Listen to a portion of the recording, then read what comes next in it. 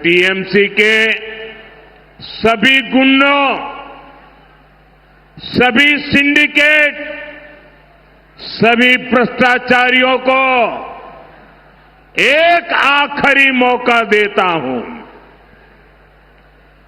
29 अप्रैल से पहले अपने अपने थाने में आत्मसमर्पण कर लो। यहां पर 23 तारीख के पहले कर लो, क्योंकि 4 मई के बाद कोई भी बच नहीं पाएगा। 23 তারিখের মধ্যে আত্মসমর্পণ করে নাও, নয়তো 4 তারিখের পর কেউ কিন্তু বাঁচবে না। চুনচুনকে বেছে বেছে শাস্তি দেওয়া হবে না। এটা দিলীপ ঘোষ বলছেন না, না এটা অনুরাগ ঠাকুর, এটা হিমন্ত বিশ্ব শর্মা, যোগী আদিত্যনাথ, শুভেন্দু অধিকারী, শ্রমিক ভট্টাচার্য, সুকান্ত মজুমদার এরা বলছেন না।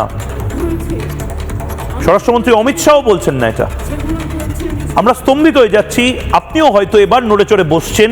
কুর্সি কি পেটি বাঁধ লিজিয়ে মৌসম বিগড়নে ওয়ালা হ্যায়, অর্থাৎ এবার কোথাও যেন নড়ে চড়ে বসে বাংলা অনুভব করছে না ভাই, এবার সিরিয়াস বিষয়, এবার সিরিয়াস বিষয়।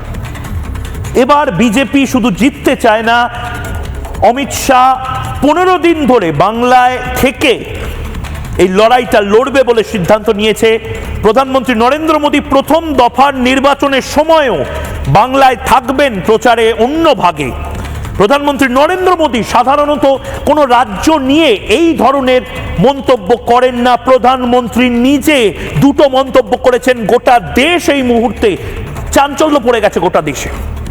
এক, এই মন্তব্যটা কোনোদিন শুনেছেন? প্রধানমন্ত্রী নরেন্দ্র মোদী নিজে বলছেন যে যা করার করে নাও তোমরা, 23 তারিখ চুপচাপ থানায় গিয়ে সারেন্ডার করো। 4 তারিখ যদি সারেন্ডার না করো, 4 তারিখ কিন্তু দেখে নেব।